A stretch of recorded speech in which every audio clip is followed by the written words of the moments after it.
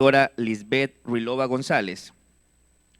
La doctora médico por Medicina y Cirugía por parte de la Universidad Estatal de Cuenca, la Facultad de Medicina, posgrado y posgrado de Medicina Interna, especialista de endocrinología por la Universidad Nacional Autónoma de México, Instituto Nacional de Ciencias y Nutrición Salvador Subirán, México, DF, posgrado de endocrinología, endocrinóloga en el Instituto de Cáncer Solca, Ecuador, de Solca, Cuenca, Ecuador, tesorera de la Sociedad de Endocrinología del Austro, profesora de Medicina Interna en la Universidad de Cuenca, tiene un diplomado de prevención, diagnóstico y tratamiento de la enfermedad ácido péctica.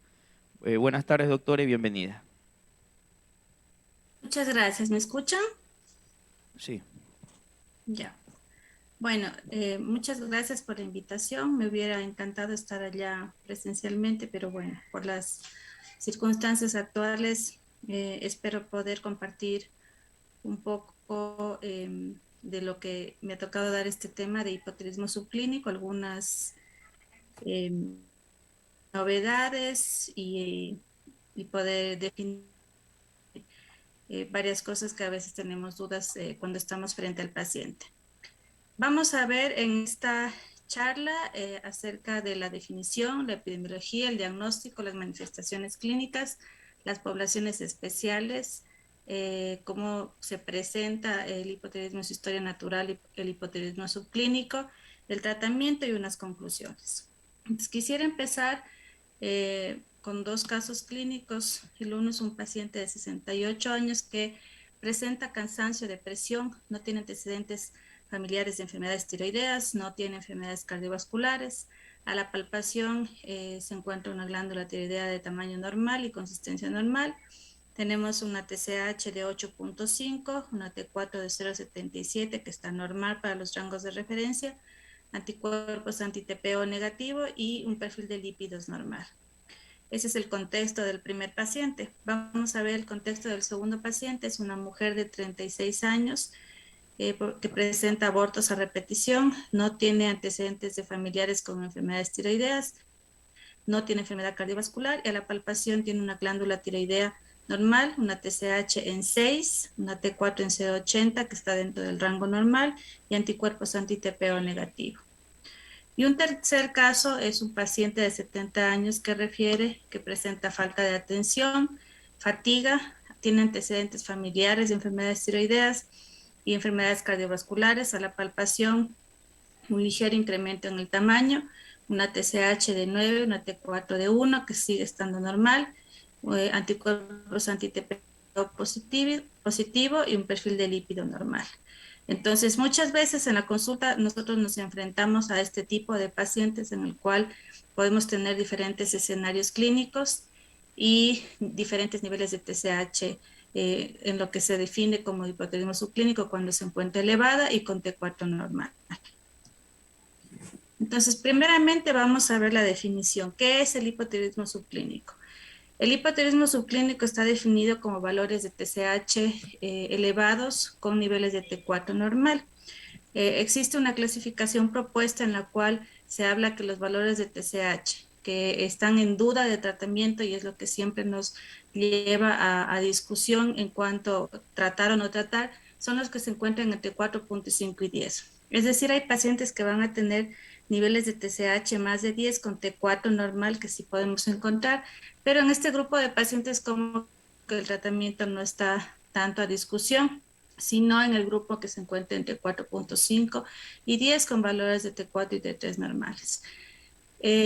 Podemos hacer una clasificación de acuerdo a la edad, es decir, pacientes menores de 65 años o pacientes mayores de 65 años.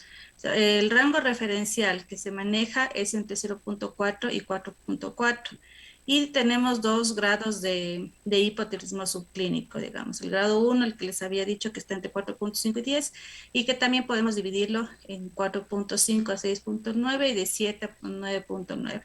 ¿Por qué hacemos esta división? Vamos a ver posteriormente que es para motivos de tratamiento que nosotros podemos hacer esta división y poder ver a quién tratar y a quién no tratar. Y el grado 2 que habla a los pacientes que tienen una TSH más de 10 y que, como les decía, también pueden tener niveles de T4 normal.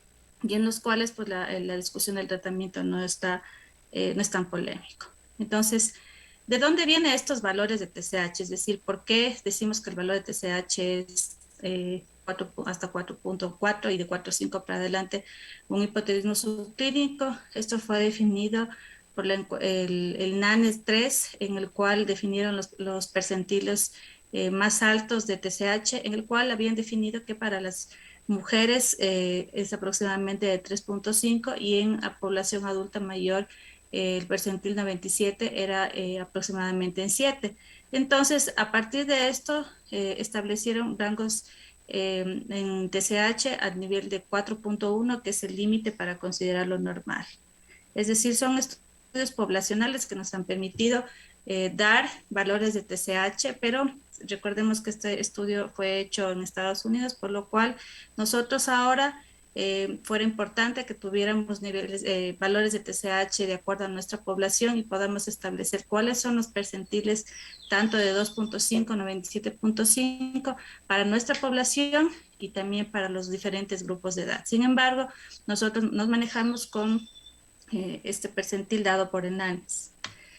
¿Y cuál es la epidemiología? Se habla que la prevalencia puede estar entre el 4 y 20%, es más común en mujeres y se incrementa con la edad. ¿Por qué? Porque como decíamos, en la encuesta de Enanes, los pacientes adultos mayores tuvieron mayor nivel de TSH en el percentil mayor, y entonces esto conlleva a que muchos pacientes mayores puedan tener niveles de TSH mayores.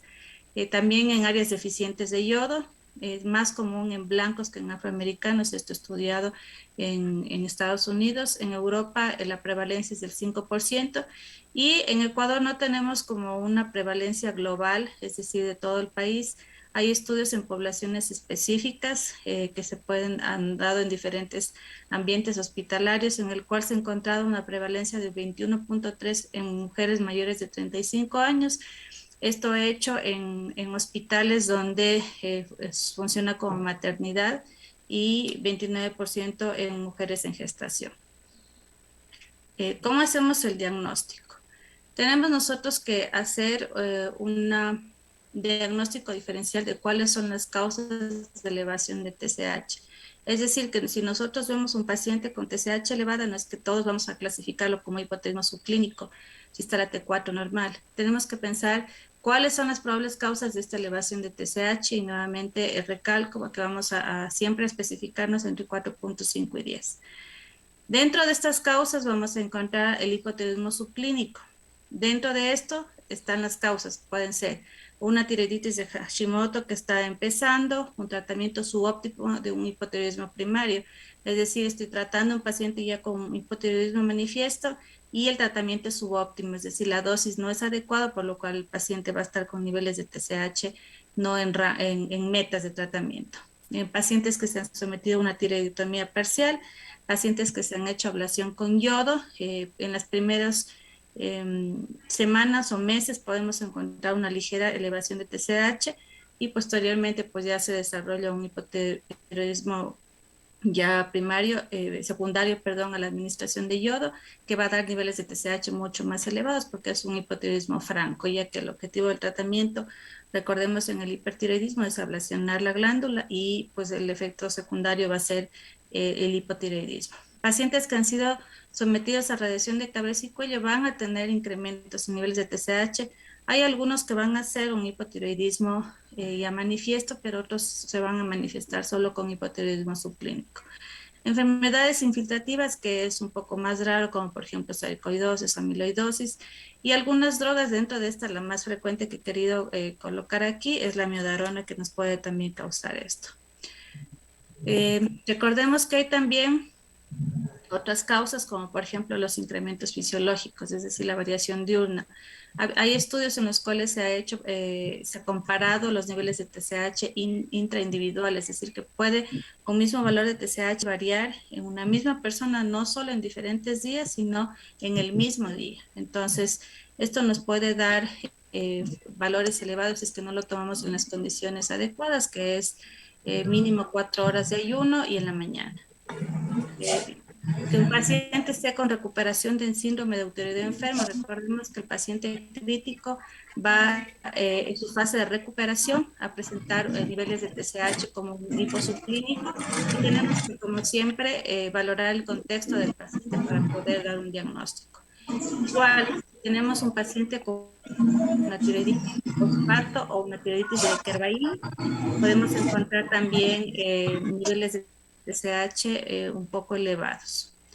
Dentro de otras causas que puede causarnos niveles de TSH elevados son las variabilidades en el ensayo, es decir, puede haber anticuerpos heterófilos en el factor reumatoideo que interfieren en la medición de TSH o macros TSH, que son causas no tan comunes, pero que debe considerar el especialista en el momento que esté evaluando al paciente.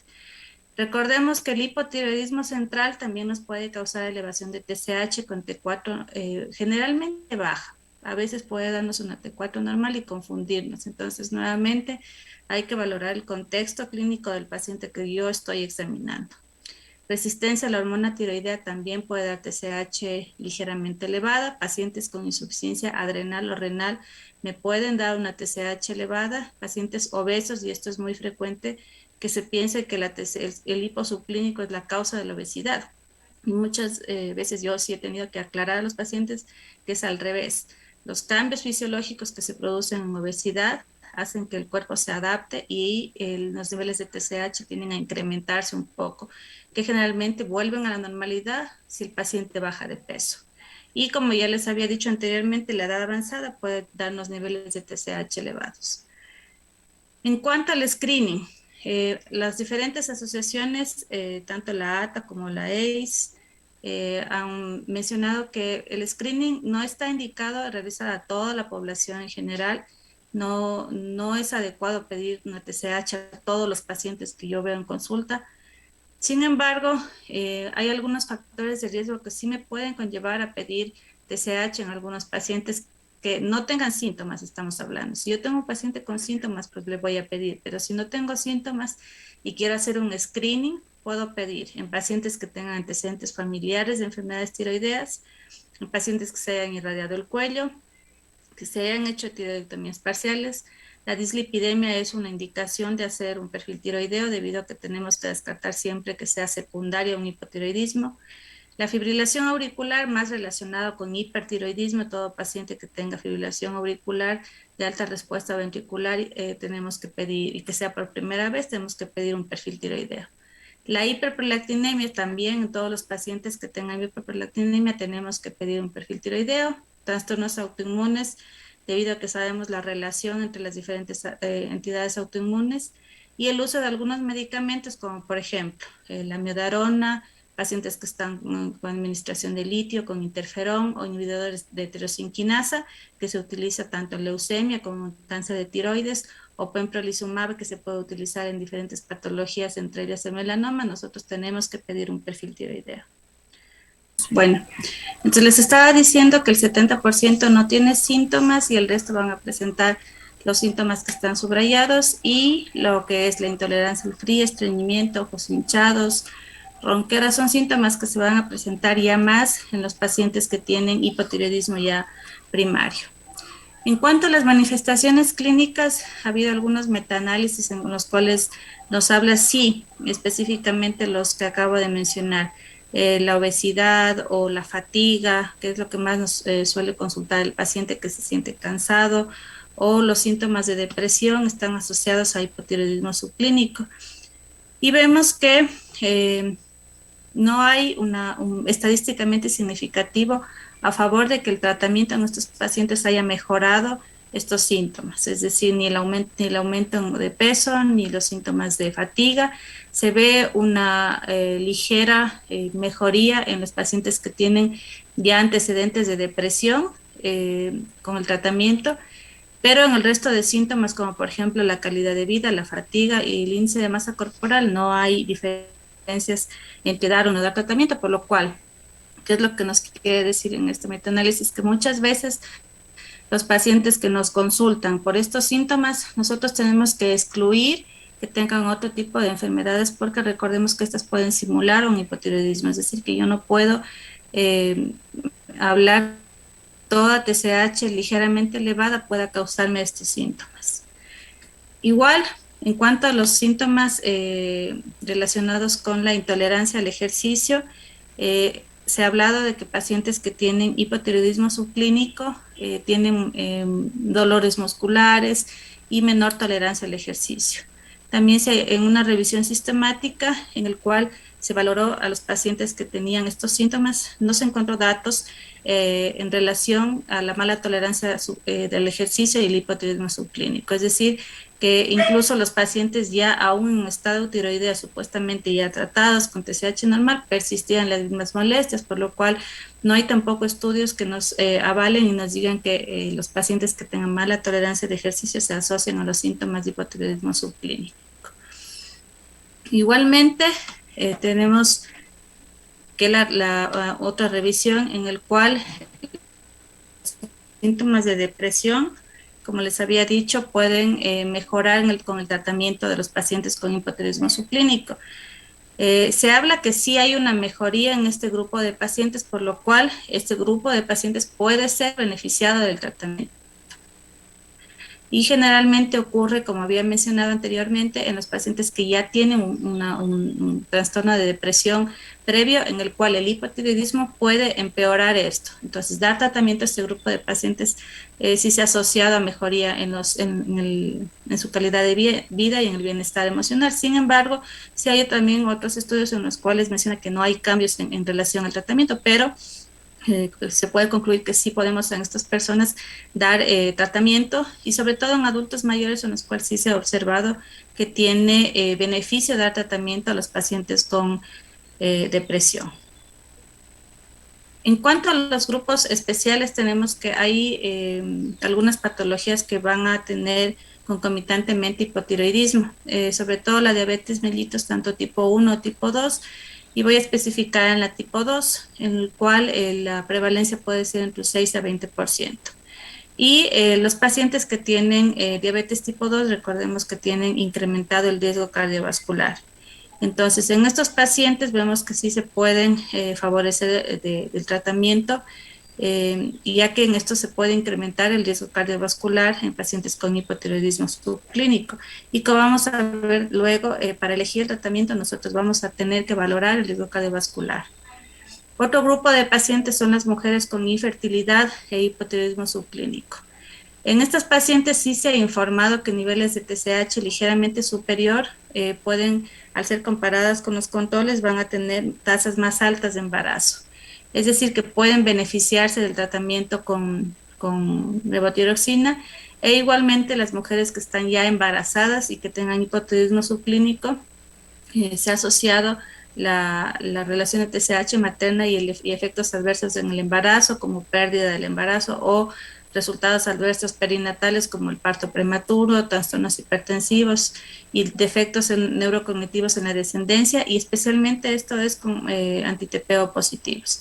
Hay una guía específica para este grupo de pacientes en el cual se dice si es que tiene o no tiene que darse tratamiento. En cuanto a enfermedad cardiovascular, vemos que el hipotiroidismo subclínico se ha asociado a un incremento en el riesgo cardiovascular.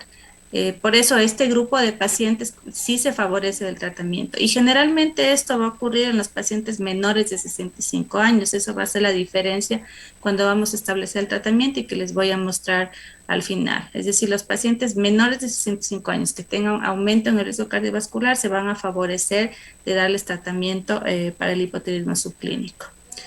Y para los pacientes mayores de 65 años, el beneficio no es tan amplio como en los pacientes menores de 65, por lo cual ahí tendremos que discutir riesgo-beneficio para el paciente, y sobre todo si es que los síntomas por los cuales el paciente está consultando o el riesgo cardiovascular sea elevado, nos justifican dar el tratamiento en este grupo de pacientes. En cuanto al perfil de lípidos, se ha visto que sí hay mejoría con el tratamiento con hipotiroidismo subclínico cuando nosotros damos en dislipidemia. Es decir, hay una mejoría en los valores de colesterol total y LDL y de triglicéridos. No hay mucha variación en los niveles de HDL ni en ApoB1, pero sí para ApoB, que sabemos que es una apoproteína que tiene una alta carga heterogénica. Al hacer la comparación con el placebo, pues no se vio tanta mejoría en relación a los niveles de colesterol, pero sí en los niveles de ApoB, que como comentaba, pues tiene una alta carga aterogénica. ¿Y cuál es la historia natural del paciente con TSH elevada? También en esta revisión podemos ver que la mayoría de los pacientes con TSH elevada, es decir, los que están entre 4.5 y 10, no van a progresar a hipotiroidismo manifiesto e incluso muchos de ellos pueden normalizar. Es decir, hay un 60% de los pacientes que pueden normalizar los valores de TSH y que es lo que nos hace ver que pueda haber esta remisión, entre comillas, es que los ha visto que los pacientes con niveles de TSH más de 8 y que tengan anticuerpos positivos van a remitir menos que aquellos que tienen TSH menor de 8. Y esto también es en relación a los que tienen más de 8 y sin anticuerpos. Entonces, sí, hay un punto de corte entre ver quién puede a lo mejor remitir y quién puede ir aumentando los niveles de TSH y evolucionando a un hipotiroidismo ya manifiesto. Esta imagen es la que les mostré al inicio, en el cual habíamos mencionado que podemos clasificar el hipotiroidismo subclínico en grado 1, grado 2. En el grado 1 habíamos dicho que podemos dividir a los pacientes en menores de 65 años y mayores de 65 años. Entonces, ellos, el rango referencial normal sabemos que está entre 0.4 y 4, que ya dijimos por qué se da estos rangos de referencia. En el grado 1, que tenemos la TSH entre 4.5 y 6.9, si es un paciente menor de 65 años, tenemos que medir anticuerpos, anti-TPO. Si es que está el paciente asintomático, medir TSH anual. Y vamos a considerar solamente dar tratamiento cuando haya múltiples síntomas que se asocien a hipotiroidismo, que tengan anti-TPO positivo, que esté progresando el nivel de TSH, es decir, en vez de remitir, como habíamos dicho, vaya aumentando, que la paciente esté planeando un embarazo o que tenga bocio. Y para los pacientes mayores de 65 años no está indicado dar tratamiento cuando está entre 4.5 y 6.9. Ahora, cuando el valor está entre 7 y 9.9, tenemos que a los pacientes menores de 65 años tratar para reducir el riesgo de stroke o enfermedad coronaria, es decir, el riesgo cardiovascular, que es lo que les había dicho en las diapositivas anteriores. Y en cambio, en pacientes mayores de 65 años, tenemos que solamente considerar si es que hay riesgo de enfermedad coronaria. Ahora, en el valor entre 7 y 9.9 también les voy a comentar qué también podemos hacer para no tratar directamente al paciente, sino tenemos otra alternativa en la cual no podemos ser tan agresivos al darle un tratamiento de por vida con levotiroxina.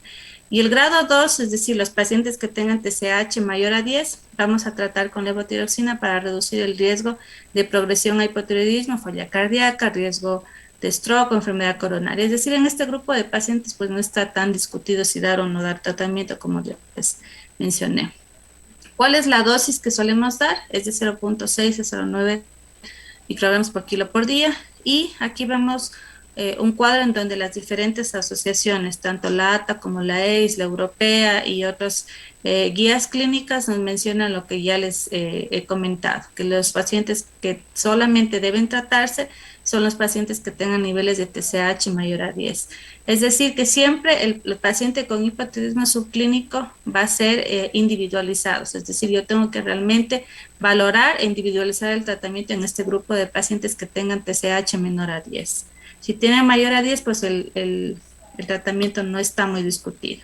Entonces, ¿qué es lo que tenemos que hacer ya en la vida real cuando estamos con nuestro paciente? Primero, solicitarle la copia de los exámenes iniciales es algo bien importante, porque el paciente a veces o ya viene tratado o viene con un diagnóstico previo de hipotiroidismo subclínico. Es importante ver el examen inicial para poder ver si es que ha habido progresión o remisión en relación al nuevo examen que nosotros le vamos a hacer. Segundo, vamos a realizar un diagnóstico diferencial con todo lo que ya les he comentado en las diapositivas anteriores que van a elevar TSH y otras enfermedades no tiroideas que van a simular síntomas de hipotiroidismo, como por ejemplo la fibromialgia, la misma depresión que puede dar síntomas parecidos al hipotiroidismo, o otras enfermedades autoinmunes que pueden cursar con caída de cabello, que es lo que muchas veces puede hacerle pensar al paciente que tiene hipotiroidismo. Entonces, con todo esto, vamos a reevaluar el diagnóstico y realmente ver si estamos a un paciente con hipotiroidismo subclínico o solamente hay una ligera elevación de TSH por alguna situación fisiológica o porque el paciente es obeso o porque el paciente está en grupo de adultos mayores. Entonces, o la recuperación de un tiroideo enfermo, es decir, tenemos que realmente hacer el contexto clínico del paciente individualmente. Antes de iniciar la terapia con levotiroxina, lo que se sugiere es no tratar a la primera TSH. Si es que el paciente está dentro del grupo de edad que habíamos mencionado y tiene anti-TPO negativo, nosotros podemos realizar un control en 3 meses, explicarle bien al paciente por qué no le estamos tratando en ese momento y volverle a valorar en 3 meses. Generalmente, la elevación puede ser transitoria y dentro de 3 meses puede remitir, entonces esto es lo que podemos explicar. Y la medicación de por vida solamente debe considerarse en casos con hipotiroidismo manifiesto. Entonces, siempre lo que nos menciona en varios artículos es que en el hipotiroidismo subclínico se sugiere esperar y observar. Sin embargo, tampoco podemos tener una actitud indiferente ante el paciente que siempre está preocupado porque le han dicho que tiene hipotiroidismo, sino que tenemos que realmente explicarle por qué vamos a esperar y también saber en qué pacientes no vamos a esperar, sino que vamos a tratar. Entonces, si es que tenemos un paciente que ya está siendo tratado con levotiroxina y nosotros pensamos que realmente no debe usar el tratamiento, tenemos que quitar el tratamiento y nuevamente reevaluar. Y vemos si es que ya nosotros mismos hemos iniciado el tratamiento y no ha habido mejoría de los síntomas clínicos, tenemos que retirar también el tratamiento. Este es el grupo de pacientes que a veces llega a nuestra consulta y nos dice que un médico le dio levotiroxina y que luego se la retiró y uno se pregunta, ¿pero por qué se la quitó? Entonces tenemos que evaluar que probablemente ese paciente tuvo un hipotiroidismo subclínico, el médico le volvió a valorar y vio que no hubo mejoría de los síntomas y por eso se la retiró. Y sí está contemplado dentro de la literatura hacer eso. Entonces, ante todo esto, ¿quiénes se van a beneficiar del tratamiento? Pacientes con riesgo cardiovascular, como les había dicho, y otras patologías. Aquí tenemos un resumen del rol del tratamiento de la levotiroxina. En síndrome metabólico no hay evidencia que lo soporte. En dislipidemias, como vimos, sí está asociada con mejoría de lípidos, por lo cual sí podemos tratar, pero ya les voy a comentar qué podemos hacer también en relación a la dislipidemia. En pacientes con disfunción cardiovascular endotelial que tengan menores de 65 años, sí podemos darle levotiroxina porque disminuye el riesgo cardiovascular y mortalidad. Igual en pacientes con antecedentes de stroke. En pacientes con disfunción cognitiva y psiquiátrica puede mejorar el estado de ánimo en estos pacientes y por lo cual sí se puede justificar y considerar dar el tratamiento. Vemos que en disfunción muscular e intolerancia al ejercicio hay datos limitados, por lo cual por eso no va a ser una justificación de dar un tratamiento. En cuanto a salud ósea, no hay estudios, pocos estudios con pocos pacientes y no hay como una evidencia que nos soporte dar tratamiento. En infertilidad y aborto podemos considerar en pacientes que tengan anti-TPO positivo y abortos recurrentes y complicaciones del embarazo asociados a preeclampsia o otro tipo de complicaciones. Ya pasado el primer trimestre del embarazo, no hay una evidencia suficiente que soporte dar tratamiento a este grupo de pacientes. Entonces, si tenemos una TSH elevada con T4 normal, tenemos que controlar entre 8 a 12 semanas y solicitar anti-TPO. Es decir, no vamos a la primera a tratar al paciente, tenemos que volver a repetir, pedir anticuerpos anti-TPO y si es que en la reevaluación la TSH está normal, pero tiene anticuerpos positivos, tenemos que hacer una evaluación anual del perfil tiroideo. Si tiene anti-TPO negativo, solamente vamos a volver a reevaluar si es que el paciente tiene síntomas. Ahora, si en 12 semanas o en 8 o 12 semanas la TSH permanece elevada y tiene anticuerpos anti-TPO positivos, podemos ver si hay síntomas o no hay síntomas. Si hay síntomas de hipotiroidismo, considerar dar tratamiento y evaluar dentro de unas 6 semanas para ver si es que tenemos ya los valores de TSH en metas de tratamiento y si es que el paciente ha mejorado estos síntomas. Ahora, si el paciente tiene síntomas, si no tiene síntomas y tiene una TSH menor a 10, está entre 4.5 y 7 o entre 7 y 10, tenemos igualmente que valorar edad y factor de riesgo cardiovascular. En pacientes menores de 65 años que tengan la TSH entre 7 y 10 y que tengan riesgo cardiovascular alto, tenemos que dar tratamiento. Entre los pacientes entre 4.5 y 7 podemos observar, esperar y observar. Los pacientes que tengan TSH más de 10, tanto menos de 70 o más de 70 años, tenemos que recomendar el tratamiento. Si es que estos pacientes tienen también riesgo cardiovascular, pues apoya más. Sin embargo, en este grupo de pacientes, como había mencionado en las guías, está indicado dar tratamiento. Perdón. Y en relación a los casos clínicos que vimos al principio de la diapositiva, ¿cuál sería la conducta que vamos a hacer en estos pacientes? En el caso 1, que es el paciente que tenía 68 años, que tenía una TSH en 8.5, que no tenía enfermedades cardiovasculares, no tiene síntomas, tiene anti-TPO negativos y un perfil de lípidos normales, vamos a esperar y observar. En el segundo caso, que es una mujer que tiene abortos a repetición, pero tiene una TSH en 6 con TPOs negativos, vamos a considerar dar el tratamiento. Considerar, menciono porque las guías no nos dicen claramente si dar o no dar a los TPO negativos, sino sí a los anti-TPO positivos. Sin embargo, sí se ha visto estudios que probablemente se puedan favorecer. No hay evidencia suficiente como para soportar esto en pacientes con TPOs negativos.